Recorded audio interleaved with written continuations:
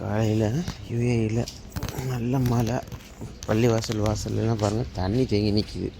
அந்த அளவுக்கு தண்ணி இருக்குது. இருட்டாக இருக்கனால தெரியலை, பட் ஆனால் தண்ணி தேங்கி நிற்கிது. ரோடு ஃபுல்லாக ஒரே தண்ணி. எல்லோரும் சேஃபாக இருங்க. பிஃபோர் இதே மாதிரி தான் டூ இயர்ஸ் பிஃபோர் பயங்கர மழையாக இருந்துச்சு துபாயில். ஸோ இப்போயும் நல்ல மழை பேஞ்சிருக்கு. துரல் போட்டுக்கிட்டே தான் இருக்குது. பார்த்தீங்கனாலே தெரியும், மேகமூட்டமாக இருக்குது. விடிஞ்சிருச்சு, காலையில் விடிஞ்சதோட இருக்குது.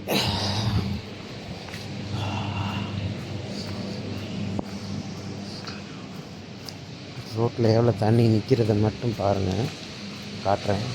மேகமூட்டமாக இருக்குது, மழை பெஞ்சிக்கிட்டு இருக்கு பயங்கரமாக. தெரியுதா ரோட்டில் எவ்வளோ தண்ணி நிற்கிதுன்னு?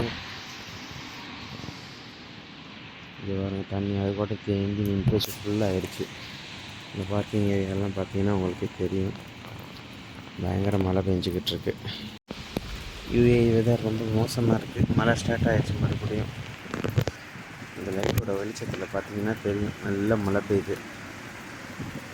பட் ஆனால் பஸ்ஸஸ்லாம் இன்னும் போய்கிட்டு தான் இருக்குது. பட் ஆனால் யுஏஇயில் வந்து கவர்மெண்ட் வந்து ஒர்க் ஃப்ரம் ஹோம் கொடுத்துருக்காங்க, ரிமோட் ஒர்க் கொடுத்துருக்காங்க. இது நம்ம ஸ்ட்ரீட் ஏரியா தான். பார்த்தீங்கனாலே தெரியும், நல்ல மழை பெஞ்சிக்கிட்டு இருக்குது. இப்படியே பெஞ்சிச்சு அப்படின்னா கண்டிப்பாக அதிகமாக தண்ணி வர்றதுக்கான சான்சஸ் இருக்குது. ஸோ சேஃபாக இருங்க எல்லோரும், பார்த்து போங்க மலைகளில். ஏன்னா ராஷல் கேமாவில் ஆல்ரெடி ஒரு இந்தியன் எக்ஸ்பர்ட் வந்து இறந்து போயிட்டார். அது எப்படியான விண்டில் வந்து தலையில் ஏதோ ஹிட் ஆகி இறந்ததா வந்து தகவல் வந்திருக்கு.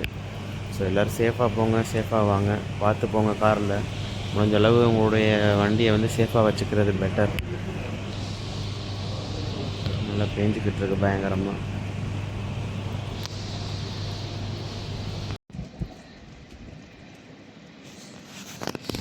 ரோட்லெலாம் பார்த்தீங்கன்னா தண்ணி எவ்வளோ இருக்குதுன்னு தெரியும் உங்களுக்கு.